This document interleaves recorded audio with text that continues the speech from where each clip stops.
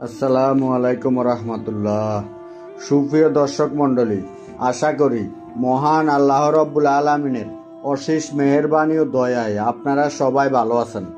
সম্মানিত দর্শক, আজকে আমি পবিত্র কোরআনের শক্তি এবং আমাদের প্রিয় নবীর দেওয়া এমন একটি ওজিফা আপনাদেরকে বলবো, যে ওজিফার উপর আমল করলে আপনারা ঘর থেকে দারিদ্রতা দূর হয়ে যাবে ইনশাআল্লাহ। অভাব নামক জিনিসটি আপনার ঘর থেকে পালিয়ে যাবে, সাথে সাথে আপনার প্রতিবেশী আপনার সে আমলের বরকতে ধনী হয়ে যাবে ইনশাআল্লাহ। আল্লাহ তাআলা পবিত্র কোরআনে ইরশাদ করেন, যখন কোরআন তেলাওয়াত করা হয় তখন চুপ থাকো এবং শ্রবণ করো, তার ফলে রহমত নাজিল হয়। যে কোরআন শুনলে রহমত নাজিল হয়, তা পড়লে কতটুকু রহমত নাজিল হবে তা একবার চিন্তা করে দেখুন। এই রহমত মূলত মুহের খাদ্য। আমরা প্রতিদিন সকালে ঘুম থেকে উঠে যেমন নাস্তা করি, তেমনই কোরআন পাঠ করাও মূলত রুহের নাস্তা এবং খোরাক। ফেরেশতাদের মধ্যে হযরত জিবরাইল আলাইহিস সালাম কোরআন পড়তে জানেন, অন্য কোনো ফেরেশতা কোরআন পাঠ করতে জানে না। তাই যখনই কোনো লোক কোরআন পড়ে, সেটা নামাজে হোক অথবা এমনিতেই কোরআন তেলাওয়াত হোক, সেখানে সাথে সাথে ফেরেশতাগণ হাজির হয়ে যান। কারণ তারা যেহেতু পড়তে জানেন না, সেহেতু তারা এই কোরআন যেখানে তেলাওয়াত হয় সেখানেই মনোমুগ্ধকর বাণী শ্রবণ করার জন্য একত্রিত হয়ে যান। এমনকি ফেরেশতাদের লাইন এতটা লম্বা হয়ে যায় যে সে লাইন আরশে গিয়ে পৌঁছায়। সুপ্রিয় দর্শক, একবার চিন্তা করে দেখুন, যে সমস্ত মসজিদে খতমে কোরআন আদায় হয় তারাবির নামাজের মাধ্যমে, এছাড়াও যে সকল ঘরে প্রতিনিয়ত কোরআন তেলাওয়াত হয়, সেখানে কি পরিমাণ ফেরেশতা অবস্থান করে। সহিহ মুসলিম শরীফের প্রথম খণ্ডের হাদিস নং 269।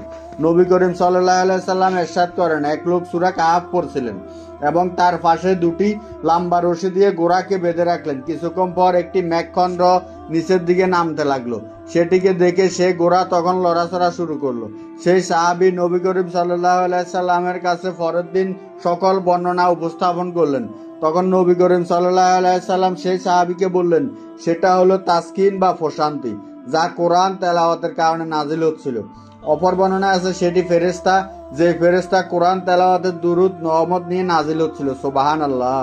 অপর এক হাদিসে আছে, যখন কোনো কারি কোরআন তেলাওয়াত করে এবং কোনো তেলাওয়াতকারী কোরআন তেলাওয়াত করে, তখন ফেরেশতা সেই তেলাওয়াতকারীর নিকট যেতে যেতে তার এতই নিকটে পৌঁছে যান যে তেলাওয়াতকারীর মুখের সাথে ফেরেশতারা মুখ মিলিয়ে। ইমাম আসিম কফি রাদিয়াল্লাহু আলাইহি অনেক বড় একজন কারি ছিলেন। তিনি একবার মদিনা শরীফ জিয়ারতে যান। তিনি সেখানে বেশ কিছুদিন থাকেন। তারপর আশেপাশে যারা থাকতো তারা তার মুখ থেকে অপরূপ সুগন্ধি বের হতে দেখতেন। একজন প্রশ্ন করে বললেন, হুজুর, আপনি কি ব্যবহার করেন? আপনার মুখ থেকে এত মিষ্টি খুশবু কেন বের হয়?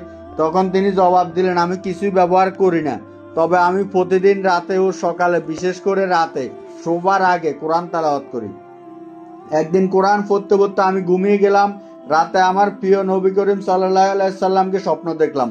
নবী করিম সাল্লাল্লাহু আলাইহি সাল্লাম আমাকে বলছেন, আসিম, যখন তুমি কোরআন তেলাওয়াত করো তখন আমার খুব ভালো লাগে। তোমার কোরআন তেলাওয়াতের সৌন্দর্যে আমি মুগ্ধ হয়ে যাই। আসো, আজকে আমি তুমি যে জবান দ্বারা আল্লাহর কালাম পাঠ করো সে জবানে চুমু দিব। সেদিন স্বপ্নে আমার প্রিয় নবী আমাকে চুমু দিলেন। সেদিন থেকে আমার মুখ থেকে এমন চমৎকার খুশবু বের হয়। আল্লাহু আকবার, সুবহানাল্লাহ। এ ছিল আগের যুগের লোকজনের অবস্থা। আর আজকাল আমাদের অবস্থা হলো, সময় সময় বালিশের পাশে থাকি এবং জাগ্রত হওয়ার সাথে সাথে আমার হাতে মোবাইল ফোন অথবা টিভি রিমোট নিয়ে থাকি। নাউজুবিল্লাহ। প্রিয় দর্শক, মনে রাখবেন, কিয়ামতের দিন প্রত্যেকে সে অবস্থায় উঠানো হবে যে অবস্থায় মৃত্যু হয়েছিল।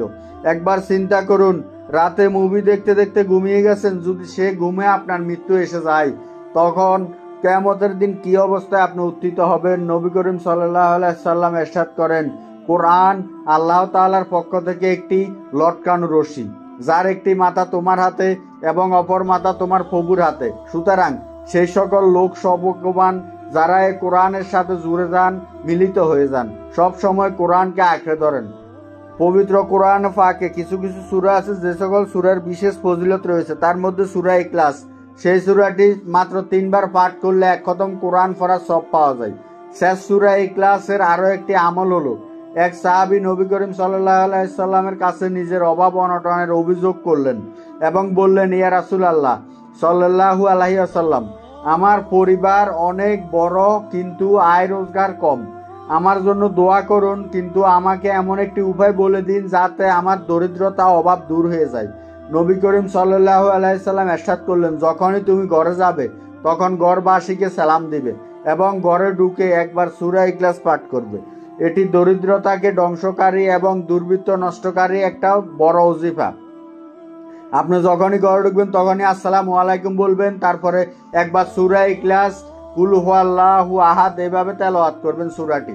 এরপর রাসূলুল্লাহ সাল্লাল্লাহু আলাইহি সাল্লাম ইরশাদ করেন, যদি কখনো এমন হয় তুমি ঘরে গিয়েছো কিন্তু ঘরে কেউ নেই, তখনও তুমি এই আমলটি ছেড়ে দিও না। সাহাবী বলেন, সেদিন থেকে আমি আমলটি শুরু করলাম। ঘরে গিয়ে আসসালামু আলাইকুম ওয়া রাহমাতুল্লাহ বলে সূরা ইখলাস পাঠ করতাম। এই আমলের বরকতে আমি তো ধনী হয়ে গেছি, খুব অল্প সময়ের সাথে সাথে আমার প্রতিবেশীও ধনী হয়ে গেল আমার সেই আমলের বরকতে।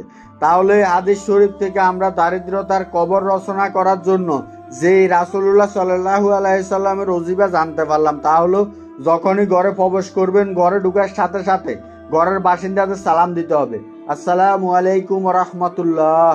এরপর সূরা ইখলাস একবার পাঠ করতে হবে, অর্থাৎ কুল হুয়াল্লাহু আহাদ আল্লাহুস সামাদ লাম ইয়ালিদ ওয়া লাম ইউলাদ ওয়া লাম ইয়াকুল লাহু কুফুয়ান আহাদ, যার অর্থ হলো, বলুন তিনি আল্লাহ এক, আল্লাহ অমুক ব্যক্তি, তিনি কাউকে জন্ম দেননি এবং কেউ তার থেকে জন্ম নেয়নি এবং তার সমতুল্য কেউ নেই। আর যদি কখনো ঘরে কোনো লোকজন না থাকে তাহলে নবীজি সাল্লাল্লাহু আলাইহি সাল্লামকে সালাম দিতে হবে। এইভাবে সালাম দিবেন, বিসমিল্লাহি আসসালাতু আসসালামু আলাইকা ইয়া রাসূলুল্লাহ।